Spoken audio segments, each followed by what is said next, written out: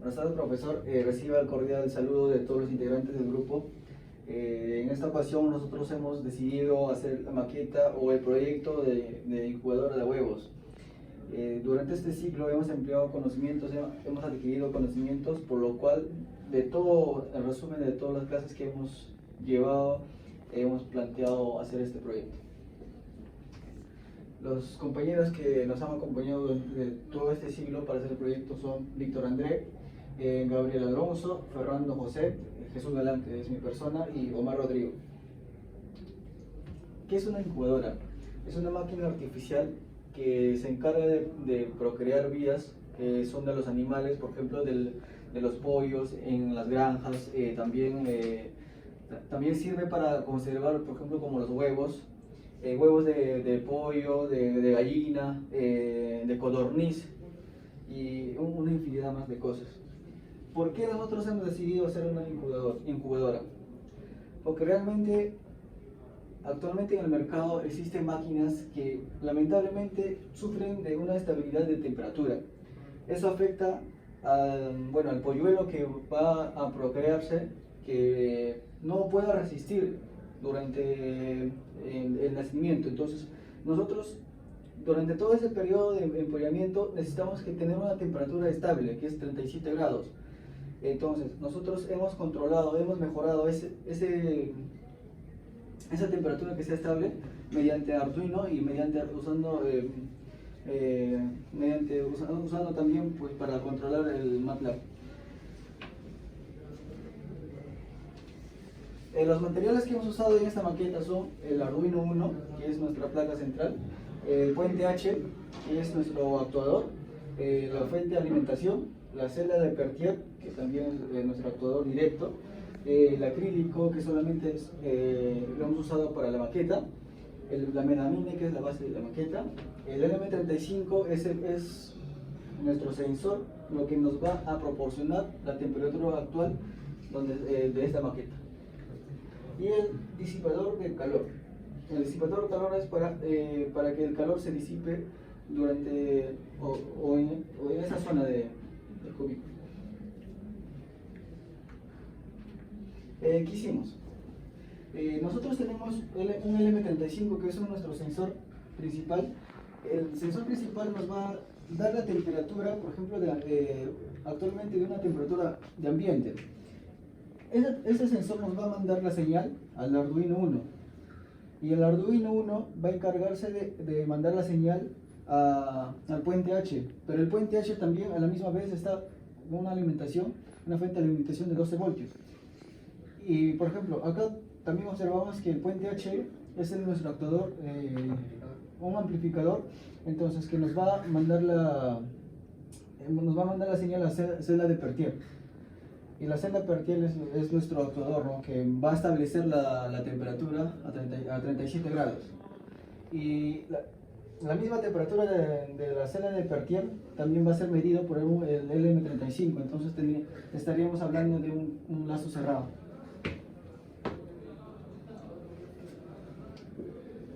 Ahora continuamos con el modelamiento de estados, que es más que nada los cálculos matemáticos que se hacen para obtener la ecuación de estados de la planta.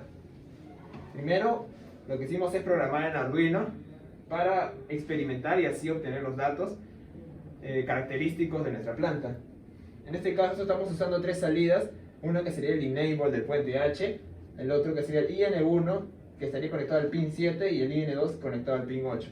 El enable sería conectado al pin 3, que es una salida PWM. También tenemos como entrada al sensor pin, que está conectado al A1, que es una entrada analógica. También tenemos estas cuatro variables, que más adelante se va a explicar más su uso. Solo tenemos que recordar que time 1 va a ser igual a 0, y que tenemos una variable PWM y un nivel. Ahora aquí declaramos las tres salidas como salidas, y aquí está el enable del puente H como salida, el IN1 también y el IN2 también. En el Virtual Terminal también lo inicializamos a 9600 baudios, y no inicializamos la entrada A1 porque es una entrada analógica y normalmente no se hace eso. Luego tenemos el cuerpo, donde al IN1 le mandamos una señal de alto y al IN2 una señal de bajo. acá tenemos la lógica de la temperatura, que es, o sea, obtenemos el valor mandado por el sensor, que va a ser un valor desde 0 hasta 1023, y luego ese valor lo dividimos entre 1023 y lo multiplicamos por 5000. ¿Por qué no 5 voltios? Esto lo voy a explicar en la siguiente línea. Luego de obtener el voltaje, lo dividimos entre 10. El 10 es la constante de conversión del sensor.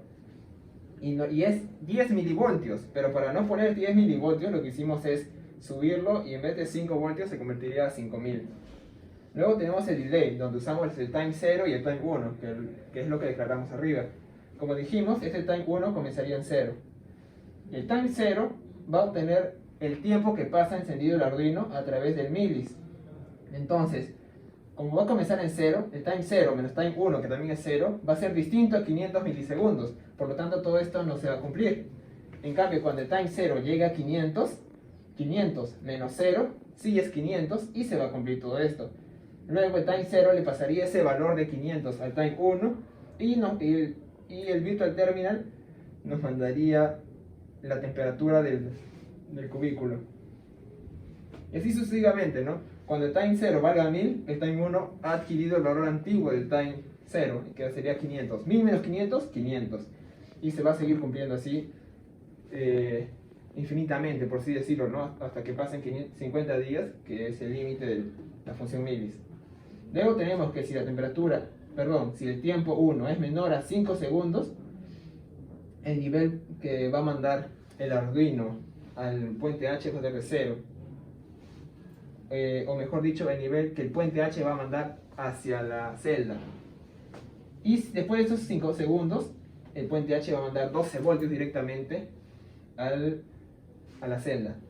Y ahora este nivel, como el Arduino no puede mandar 12 voltios, este nivel se va a convertir a una señal PWM a través de este cálculo. Y luego esta señal PWM sería de 255. Y ese valor va a ser escrito en el enable, que es nuestra salida de PWM, como ya la mencioné. Luego de experimentar y obtener los datos del Virtual Terminal, se obtiene esta gráfica, donde la temperatura máxima sería 76.74 y ahí estaría oscilando. Y como se puede observar, aquí tiene una temperatura ambiente de 22.48 grados. Ahora lo que hacemos es estandarizar la gráfica, bajarla a 22.48 grados para que la gráfica pueda comenzar en 0. Y se puede observar que al segundo 5 la temperatura es 0 y mientras va subiendo aproximadamente a 560 la temperatura es 53.77. No tiene que ser fijo esa temperatura porque siempre va a estar variando un poco, así que para los cálculos se consideró otra temperatura que era 54 punto y tanto. Bueno, profesor, mi nombre es Gabriel Alcántara y voy a explicar cómo se obtuvo la función de transferencia de nuestra planta, ¿no? Experimentalmente, como le estuvo explicando mi compañero. Bueno, la ganancia que obtuvimos lo hicimos mediante la fórmula ya conocida, ¿no? Que ganancia es igual a valor final entre la amplitud de nuestra señal de entrada, donde teníamos que el valor final, obtenido en la gráfica estandarizada, es de 54.26 y la amplitud de nuestra señal va a ser de 12. Con esto obtenemos una ganancia de 4.52. Luego tenemos nuestra constante de tiempo tau. Esta constante de tiempo la llevamos dividiendo el tiempo de establecimiento de nuestra planta entre 4. Como había mencionado mi compañero, los primeros 5 segundos programamos nuestro circuito para que la fuente de alimentación no bote ningún valor hacia la celda de Peltier, que es nuestra fuente de calor. Por lo que en los primeros 5 segundos no hubo ningún cambio en la temperatura y no los consideramos. Así que como teníamos un tiempo de establecimiento, por así decir, de 560 segundos en total, le restamos los 5 primeros segundos en los que no había ningún cambio. Y eso lo dividimos entre 4, obteniendo una constante de tiempo de 138.75 segundos. La función de transferencia de primer orden que armamos con estos dos valores es esta de acá, 4.52 entre 138.75 multiplicado por S, la constante compleja, o la variable compleja, diré, más 1. ¿Qué es lo que hacemos acá? Ya que vamos a trabajar en espacio de estados y vamos a trabajar con dos variables de estados y tenemos un polo nomás, ya que logramos obtener una función de transferencia de primer orden, lo que vamos a hacer es añadir otro polo más. Y para ello, ¿qué hacemos? Primero hallamos el primer polo, igualando el denominador de nuestra función de transferencia 0. Lo hacemos y obtenemos que el primer polo es de menos 7.207 por 10 elevado a la menos 3. Para agregar otro polo a nuestra función, usamos el criterio de que el segundo polo, o el polo que vamos a agregar, tiene que ser entre 5 y 10 veces más grande que el polo anterior, ¿no? En este caso, como tenemos un único polo, vamos a multiplicar el valor de nuestro polo 1 por 10, que es el valor máximo que les digo, según el criterio. Obtenemos un segundo polo con el valor de menos 7.207 por 10 a la menos 2 y obtenemos este valor de acá. Pero ¿qué pasa cuando agregamos un segundo polo? Cuando agregamos un segundo polo, nuestra función de transferencia en la salida tiende a cambiar, por lo que tendríamos que también agregar o multiplicar nuestra ganancia inicial por un valor que haga que nuestra salida no se vea tan radicalmente cambiada. Entonces, para ello aplicamos el teorema del valor final. Este nos dice que el límite de S cuando tiende a 0, de S multiplicada por la función de nuestra planta, G de S, por el valor de referencia, que en este caso es una señal escalón de 12 voltios, ¿no? Nos va a dar como resultado el valor final. Y aplicamos esta fórmula. El valor final que teníamos era de 54.26 y lo igualamos a todo lo que dije, ¿no? Acá está la función de la planta y la señal escalón, 12 entre S. Despejando el valor de K sub 0, que es la ganancia que queremos hallar, obtenemos este valor de 5.196 por 10 elevado a la menos 4. La función resultante es esta de acá, habiendo ya multiplicado el valor de K sub 0 por el de 4.52, que era nuestra ganancia inicial. Y así, ya teniendo nuestra función de transferencia con dos polos, pasamos esta función al dominio del tiempo para que se nos faciliten los cálculos de las variables de estado. Entonces, ¿qué es lo que hacemos, no? Sabemos que la función de transferencia de todo sistema es igual a la salida entre la señal de control, que debería ser la señal de entrada. Bueno, en sí para cualquier tipo de función de transferencia, ¿no? Y lo que hacemos acá es despejar por un lado de la equivalencia a todo lo que es la salida, y de S, ¿no? Multiplicado por el denominador, y por otro lado tenemos la entrada, U de S, multiplicada por el numerador, ¿no?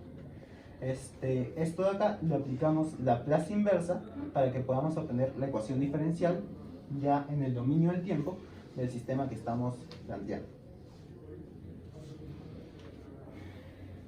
Bueno, acá está cómo pasamos de la función de transferencia a ecuaciones diferenciales y ya podemos aplicar nuestra teoría de variables de estado. Tenemos que Y es nuestra salida, que es la temperatura, en este caso, lo que estamos controlando. Y ese Y, solito, sin ninguna derivada, va a ser nuestra primera variable de estado, ¿no? X1 va a ser igual a Y.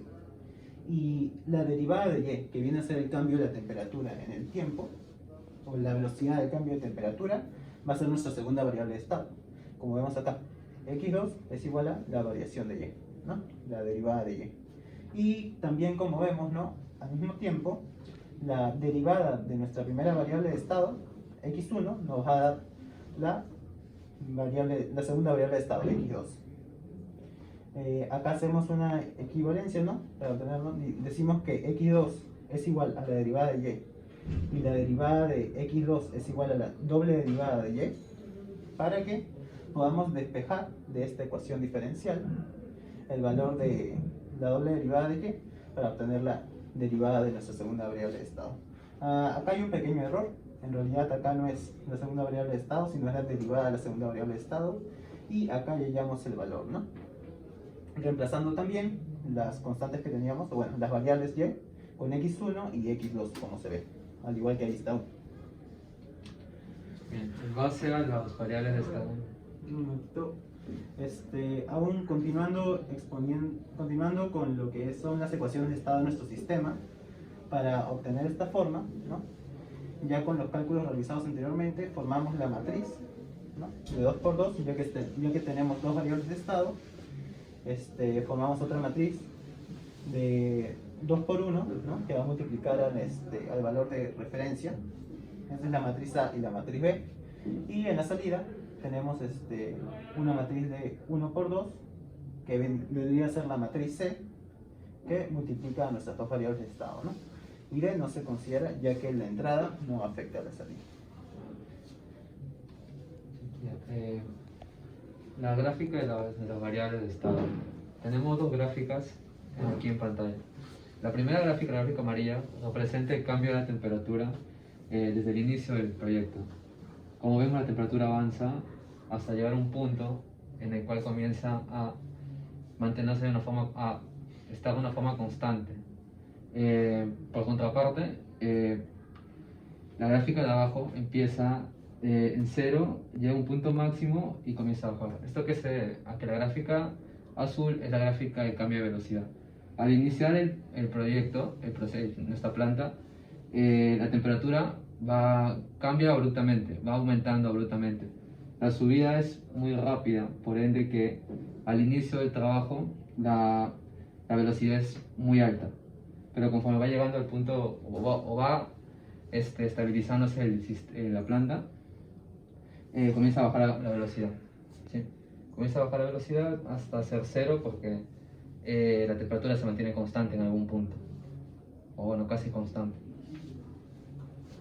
Bien, luego aplicamos los teoremas de controlabilidad y de observabilidad. ¿Para qué nos sirve? Pues para poder saber si nuestro sistema es controlable y observable por medio de mediciones, ¿no? Para implementar el sistema, para implementar el teorema de contabilidad, lo que necesitamos es encontrar la matriz A por B y multiplicarla con la matriz A por B, que sería, multiplicando la matriz A y la matriz B. Esto nos da 2.34, una matriz de 1 por 1 con valores de 2.349 por 10 a la 3 y 10 a la menos 3 y menos 1.86, 2 por 10 a la menos 4. La matriz de contabilidad sería, la matriz B y la matriz A por B. Hallando la determinante nos da que es un valor diferente de 0. Por consiguiente, nuestra planta se puede controlar, nuestras variables se pueden controlar, mejor dicho. Lo mismo aplica por el teorema de observabilidad. Reemplazando los valores obtenemos una determinante diferente de 0, que sería 1. Esto nos indica también que nuestras variables pueden ser observables o medibles.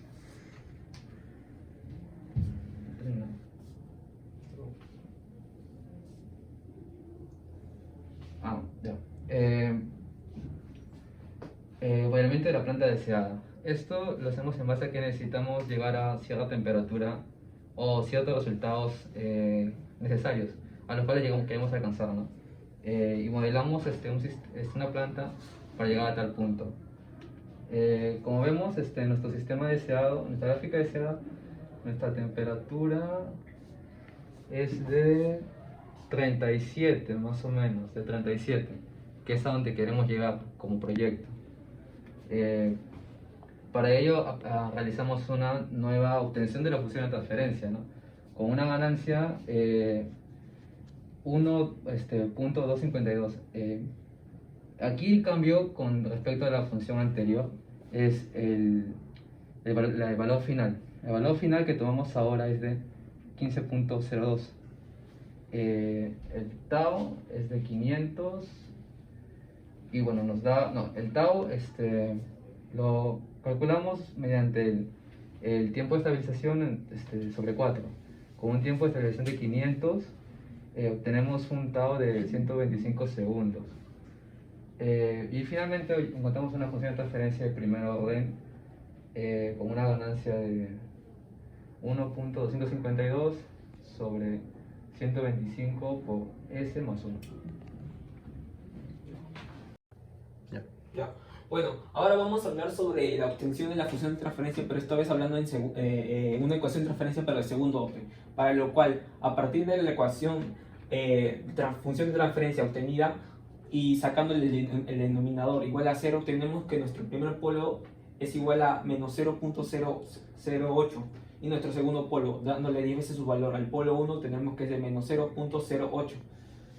Bueno, a partir de esto volvemos a reemplazarlo, pero esta vez con un valor de K o multiplicándole, ya que este valor puede afectar al final de nuestra gráfica y nuestro valor resultante, para lo cual, para obtener este valor del KO, llegamos a realizar por el teorema del valor final, con lo cual obtenemos que nuestro KO es igual a 6.398 por 10 a la menos 4.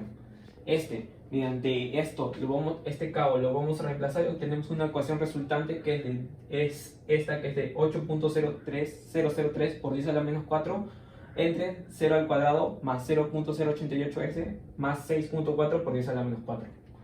Bueno, ahora para el cálculo de los controladores vamos a tener que necesitar una ecuación característica deseada, con lo cual vamos a partir de esta ecuación, este U lo vamos a igualar a menos K por X, y esto sacándole por la propiedad de Laplace, obtenemos que una ecuación matricial, con lo cual a partir de esta ecuación matricial obtenemos este valor, y sacándole su determinada obtenemos nuestra ecuación característica.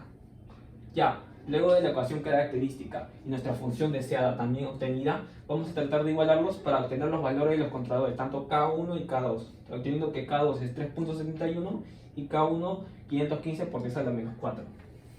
Esto ya pasándolo al diagrama ya en Simulink, en el MATLAB, tenemos esta gráfica y le añadimos los valores tanto del K por el C y añadiendo el más 24.48 que se le había quitado anteriormente, obtendríamos la siguiente gráfica. Y es esta, que le hemos dado una perturbación de 5, con lo cual vemos que esta gráfica va a estar oscilando, como respuesta va a estar oscilando hasta llegar a estabilizarse. Bueno, eso sería todo. Muchas gracias.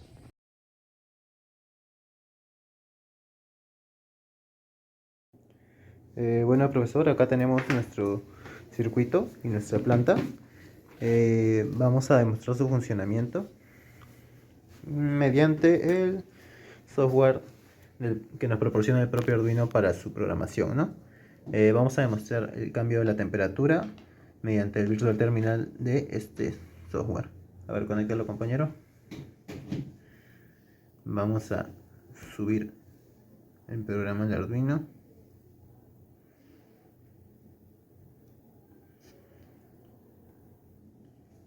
Y ahora vamos a poner el Virtual Terminal.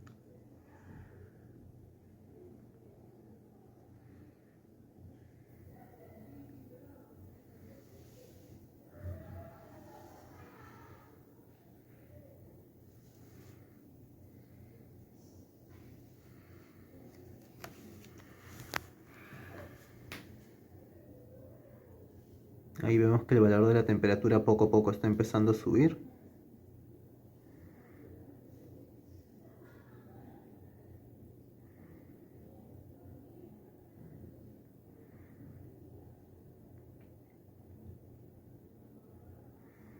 Y lo que se está calentando es la placa, que es la celda de Peltier, que está aquí debajo, está encima de la placa que funciona como disipador.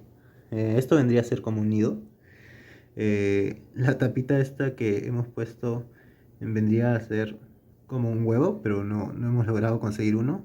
Y el sensor está midiendo cerca a donde está el huevo, ¿no?, la temperatura que está adquiriendo por la fuente de calor, que es la celda de Peltier, que está aumentando conforme se le va enviando, ¿no?, la señal de PWM al driver, y el driver permitiendo que llegue más voltaje y más corriente a nuestra